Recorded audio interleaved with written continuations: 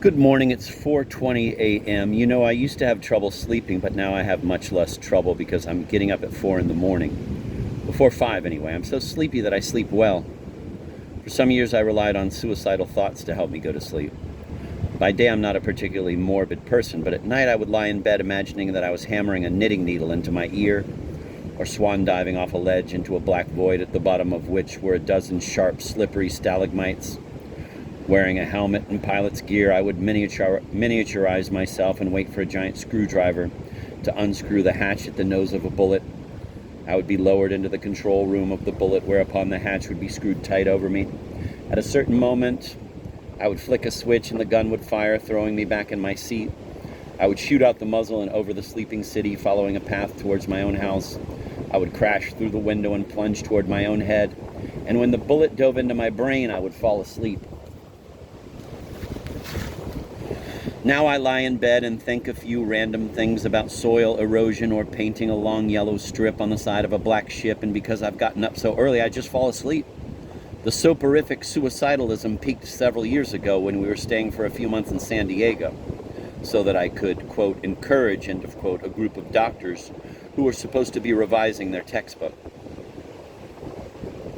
My brain was alive with the night-crawlery unfinishedness of the project, and there were 4 palm trees that I could see from the window of the room that I was using as a temporary office.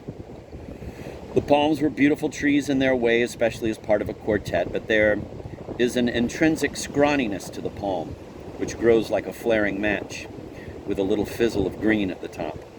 It is doing only what is absolutely necessary to do to be a tree, and it has big, coarse leaves and temperate leaves, and the bark shows its years on the outside, so that the tree has no secrets. It doesn't have to die and be cut down before you can date its birth.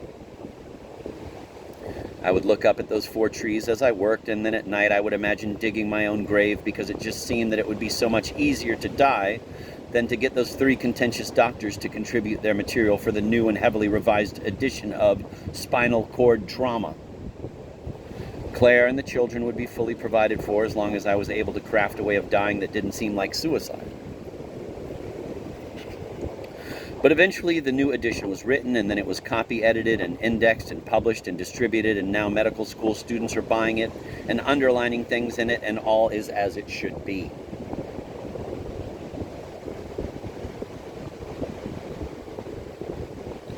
At around 4:30, sometimes later, the freight train whistle goes off. At 7, I have to get dressed and drop my daughter Phoebe off at school and drive to work. I would like to visit the factory that makes train horns and ask them how they are able to arrive at the chord of eternal mournfulness. I would like to visit the factory that makes train horns and ask them how they are able to arrive at that chord of eternal mournfulness. Is it deliberately sad? Are the horns saying, "Be careful, stay away from this train or it will run you over," and then people will grieve, and their grief will be as the unconsolable wail of this horn through the night? The out-of-tuneness of the triad is part of its beauty. 100 years ago, a trolley line and 2 passenger trains came through this town. Rudyard Kipling reportedly stayed here for a week on his way inland to his house in Vermont, where he wrote the Just So stories. How the Leopard Got His Spots is a good one. My mother read it to my brother and me, and it changed the way I thought about shadows. There were several places in our yard that offered Kipling's kind of jigsawed shade. The euonymus tree that grew near the edge of our property worked best. Euonymus bark has beautiful fins. And under this low tree I could sit and watch the sunlight break into pieces. I like deciduous trees, frankly, especially trees with lichen growing on them. I like living in the East. I like old brass boxes with scratches. I like the way fireplaces look when they've held thousands of fires.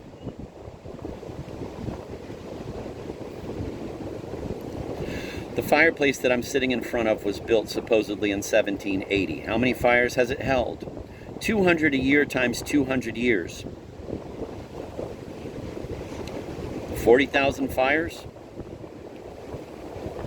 I like to burn wood. I've only discovered this recently. Last year, Claire gave me an axe for my birthday, and I began using it to chop up the scrap wood that the contractors piled up where they were reconstructing our slumped barn.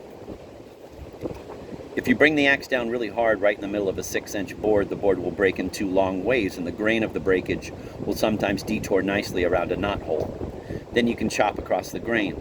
Apple boughs are very hard to chop, even the old gray ones that have lost their bark. You slam away at them for 5 minutes, and then suddenly, if you hit them just right, they leap up at you and whack you in the face. Contractors' scraps burn with many little explosions and whistling sighs. When we had burned through most of the scraps, I called up a woodman and ordered a cord. A cord is a unit of measure that means a goodly amount. The woodman used a large pincering hook to snag the corded logs off his truck. He drove off with a pale blue check in his hand, leaving us with a heap of logs. This heap Claire and I, over the next week, built into a long, neat edifice against the barn. You crisscross the logs, 3 one way and then 3 over those going the other way, and you put each crisscrossing pile next to the other, and you have to choose the logs so that the pile will remain stable and not topple. And you surmount the whole architecture with a roof made of stray pieces of bark. It takes on an air of permanency, like a stone wall, so finished seeming that you hesitate before pulling from it the first few logs for the burning.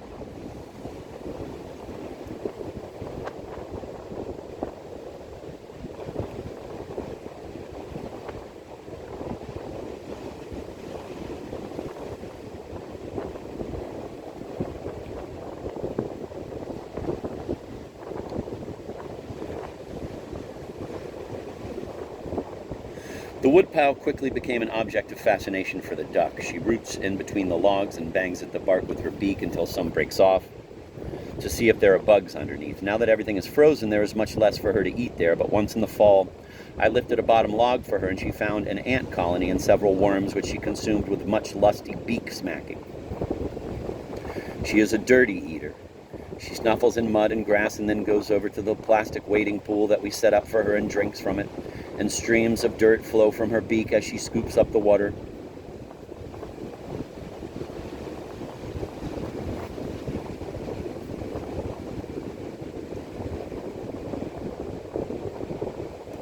When she has found a patch of wet earth or weeds that particularly pleases, she makes a whimpering sound of happiness, as a piglet would at the udder. I had no idea that ducks were capable of such noises. In coloration, she resembles a tabby cat. The other day, I pried up a log from the stiff ground and turned it over so that Greta, that's the duck's name, could have a once-over on it before I brought it inside. It's not just that I want to give her a treat, it's also that I don't want to be bringing termites or strange larvae into the house.